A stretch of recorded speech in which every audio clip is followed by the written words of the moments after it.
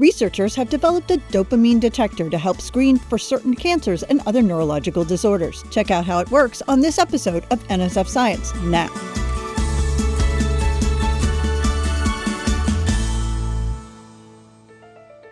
Did you know our brain houses transmitters, chemical messengers carrying information from one nerve cell to another or to muscles, vital for body functions? Dopamine is one of those messengers with an important job regulating our emotions, movements, behavior, and even our mental health. It also serves as a biomarker for screening certain types of cancers and other neurological disorders, ultimately providing better outcomes for patients sooner. But now, NSF-supported researchers at the University of Central Florida have developed an integrated optical sensor capable of detecting dopamine directly from an unprocessed blood sample, like how diabetics test their blood sugar.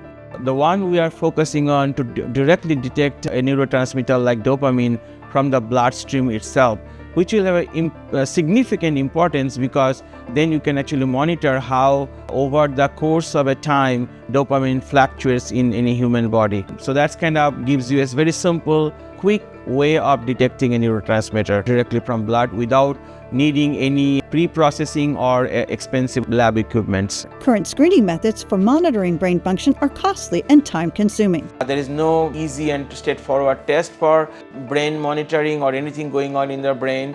So in that sense, I think the neurotransmitter, where we can really detect them from some peripheral fluids like blood, is one of the easiest in that sense. Here's how this dopamine detector works. The sensor consists of a patterned multi-layer metallic film on a glass slide. Atop the film, the sensor is linked to synthetic dopamine receptors in single-stranded DNA called atomers. When a biological sample like blood or cerebrospinal fluid passes over the sensor, molecules or neurotransmitters like dopamine bind to these receptors. In a typical experiment, unpolarized light is shined on the sensor surface and absorbed by free electrons called plasmons on the gold film. The remaining light not absorbed is reflected back to the detector. In the presence of dopamine, electron interactions with the probing light are altered and the subsequent wavelength of the reflected light is changed. The team has shown that the change in wavelength of the reflected light directly relates to dopamine levels in the biological sample. This dopamine detector could be a game changer for monitoring neural disorders. So this kind of technology will allow medical professionals to